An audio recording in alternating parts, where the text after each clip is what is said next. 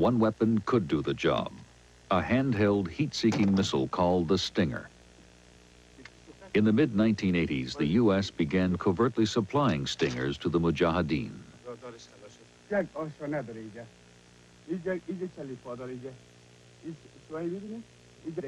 The balance of power began to shift. For a Stinger, helicopter is just a sitting duck. If it is within the range of the Stinger, then the Stinger operator, will aim it.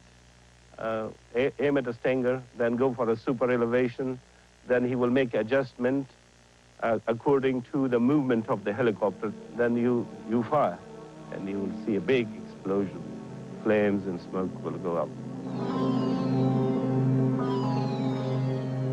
For a period of about 100 days after the introduction of the Stinger, the Soviets were losing one aircraft per day. One aircraft per day. This drove this into the high-cost arena in a hurry.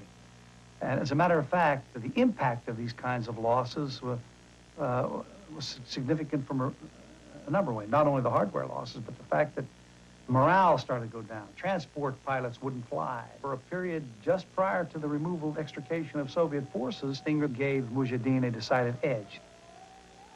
The Soviets were vulnerable to the Stinger, but the Mujahideen had little to fear from Soviet smart weapons. After all, they had no tanks or aircraft for smart weapons to hit. The lesson of Afghanistan was bad news for U.S. military planners. If the Soviets could be neutralized by smart weapons, then so could we. If you have that feeling to sacrifice for your country, then I think superpower or no superpower, it cannot stop you. If you're willing to die, that is the most important thing. But if with that feeling is combined with a smart weapon, then the superpower is gone.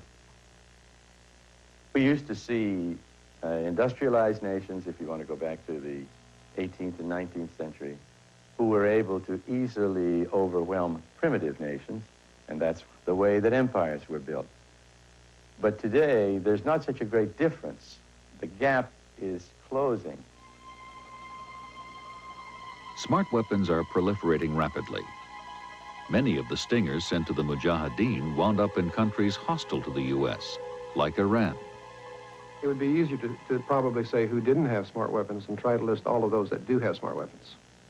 Smart weapons are supplied by all the industrial nations in the world. For example, United States, Soviet Union, France, certainly, Italy, Israel, Brazil, South Africa, England, the list goes on and on. All of these countries are involved in it because it's very commercially attractive to them.